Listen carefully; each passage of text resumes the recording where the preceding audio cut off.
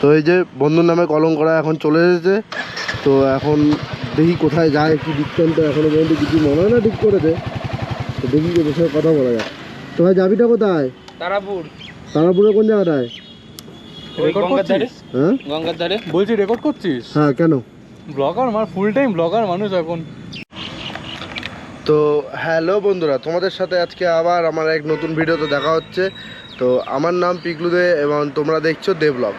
তো আজকে আমরা যাব, এখনও বন্ধু ঠিক নেই কোথায় যাব। আমি এখনও রোডের ওপরে দাঁড়িয়ে রয়েছে। আমার বন্ধুর আসার কথা, সে এখনও এসে পৌঁছায়নি। সে নাকি পেট্রোল পাম্পে তেল ভরতে গেছে। তো আমরা যাব এখন হবিবপুরের দিকে। হবিবপুরের দিকে তারাপুর একটা জায়গা আছে। তো সেই জায়গাটা একটা সুন্দর খুব বাঁধ আছে নাকি শুনেছি।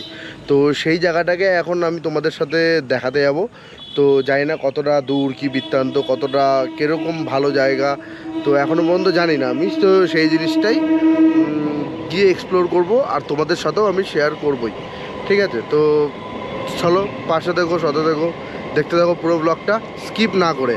আর হ্যাঁ, যাওয়ার আগে like, comment, share and subscribe অবশ্যই করে দিও।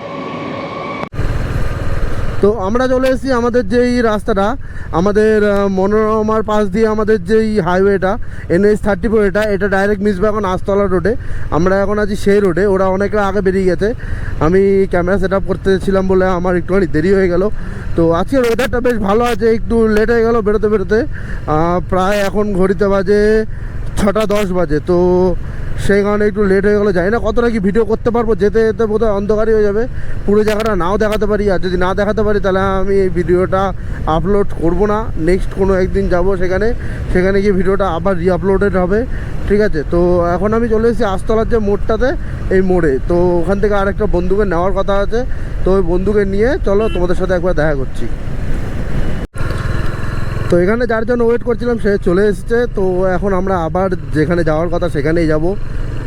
যেতে যেতে বোধহয় অন্ধকার হয়ে যাবে, এখনও পর্যন্ত সঠিক নয়। তো যাওয়ার পথেই দেখা হচ্ছে। তো আমরা এখন অলরেডি হবিবপুর ঢুকে গেছি। আমরা বোধহয় যাবো, ভাই আমরা এই কীর্তিবাস জায়গায় যাবো। কোথার দিয়ে যাবো? আচ্ছা, তো আমরা এখন এখান থেকে হবিবপুর থেকে সোজা যাব, সোজা কীর্তিবাস হয়ে যাব। ঠিক আছে, তো এই যে আমাদের আরেকটা গাড়ি।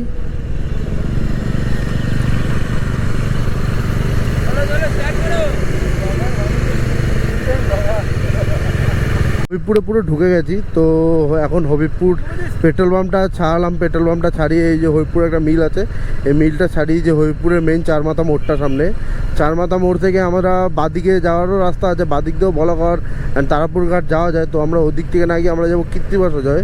আর ওই যে দেখতে পাচ্ছ হবিবপুর স্কন, ওই যে স্কনের মাথার চূড়াটা দেখা যাচ্ছে, বেশ সুন্দর লাগে। রথের সময় এখানে খুবই মানে সুন্দরভাবে সাজানো থাকে। আর এই যে চার মাথাটা হবিবপুরের চার মাথার মোড়। তো এদিক থেকে আমরা এখন চলে যাবো সোজা।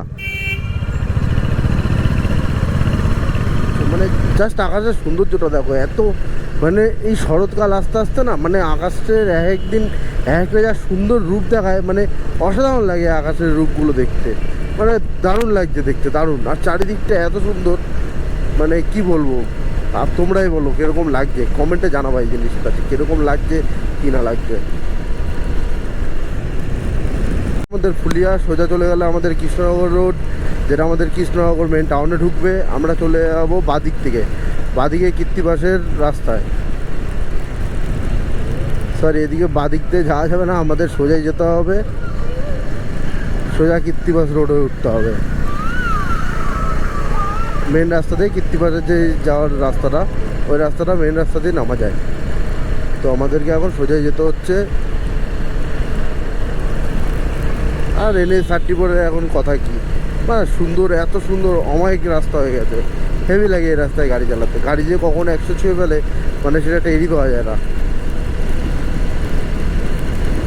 গেল আমাদের বাদিক দিয়ে, আমরা এখন আবার ফ্লাইওভারের নিচে নামলাম। ফ্লাইওভারের এই কিছুটা গিয়েই সামনে আমাদেরকে ঢুকতে হবে বাদিকের রাস্তা, যেটা আমাদের কীর্তিবাস যাওয়ার রাস্তা। তো চলো সাথে দেখো, পুরো অন্ধকার হয়ে এসছে অলরেডি। তো দেখা যাক কতটা কি ভিডিও করতে পারি না করতে পারি অন্ধকারের মধ্যেই। আমার মনে হচ্ছে যাওয়াটা একদম ওয়ার্থলেস হলো। তাই সমস্যা নেই, নেক্সট দিন আবার হবে ভিডিও। তোমরা এইটুকুনি দেখো আপাতত।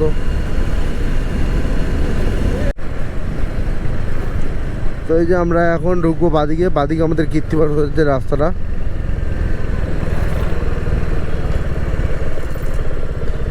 এখন চারি জায়গায় অ্যাক্সিডেন্টের জন্য বেশ ইয়ে লাগানোই থাকে।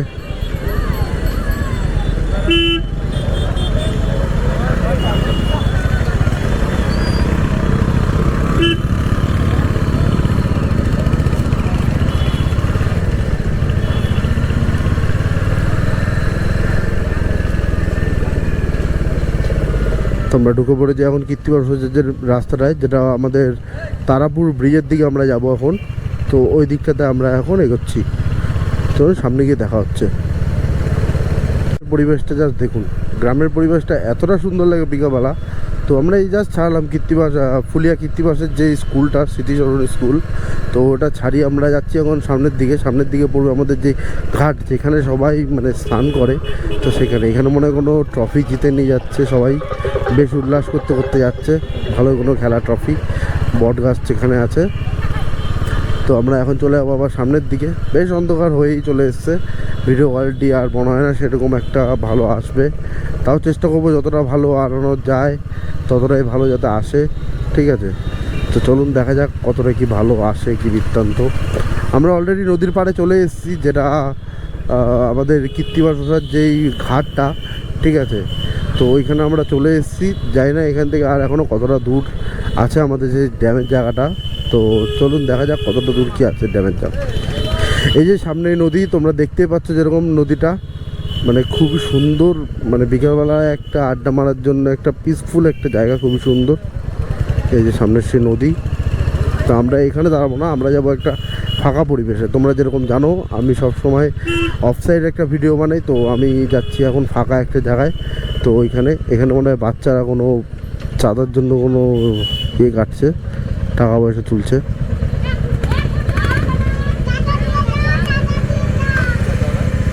বাচ্চা কিছু জন মিলে মনসা পুজোর টাকা তুলছিল। তো আমি তো টাকা না দিয়ে পালিয়ে আসলাম একটা মিথ্যা বাহানা দিয়ে। তো তোমরা কে কে এরকম মিথ্যা বাহানা দিয়ে পালিয়ে আসো কাইন্ডলি একটু বলবে, ঠিক আছে। মানে দেখো, মানে এটা হচ্ছে বেশি হয় পুজোর টাইমটা, পুজোর যে আগ দিয়ে শুরু হয়, মানে জায়গায় জায়গায় এই যে 5 কিলোমিটারের মধ্যে 10 থেকে 15 জায়গায় ধরবে পুজোর চাঁদার জন্য। এবার সব জায়গায় তো দেওয়া সম্ভব হয় না। তো যে কারণে এক জায়গায় দিন আমার বাদবাকি জায়গায় একটু বাহানা মারতে হয়। আর একটাই স্লিপ রেখে দিই গাড়ির মধ্যে, ওই স্লিপটাই 10 জায়গায় দেখাতে যাই। তো এবার কিছু কিছু সময় ওই জিনিসটা আবার ওরা ফলো করে নেয় যে তুমি তো চাঁদা দাওনি, আর এটা তো আমাদের এখানকার স্লিপ না। তো সেটা একটা মজার বিষয়, ঠিক আছে। তো তোমরা কে কে এরকম করেছো কমেন্টে অবশ্যই জানাবে।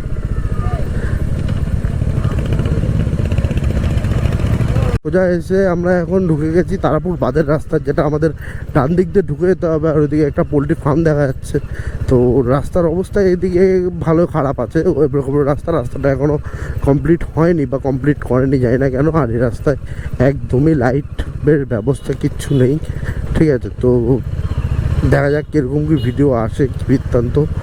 তো চলো দেখা যাক, সামনে গিয়ে কথা হচ্ছে।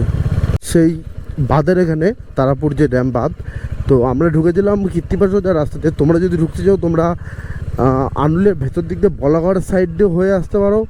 অ্যান্ড আমাদের যে সেন্ট মেরি স্কুলের ওখান দিয়েও আসতে পারো। ওখানে মা গঙ্গার পুজো হচ্ছে। আর সামনে একটা ক্যাফে, যেটা রিসেন্টলি বন্ধ হয়ে গেছে। তো এইখানে গঙ্গাটা তোমরা দেখতে পাচ্ছ কি সুন্দর।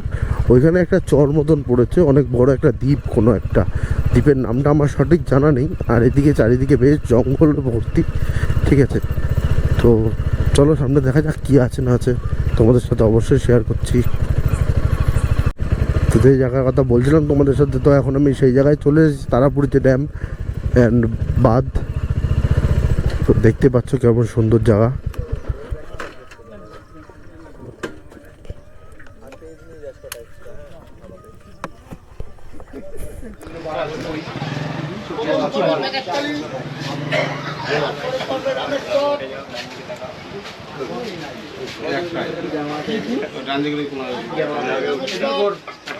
ভালোভাবে কোনদিন বলতো কোনো কাকার ভিডিও বানাতে হবে, কাকারা বলে উঠবো পোদের মধ্যে ক্যামেরা ঢুকে ভিডিও বানাও, চাটা ঠান্ডা হয়ে যাবে পরে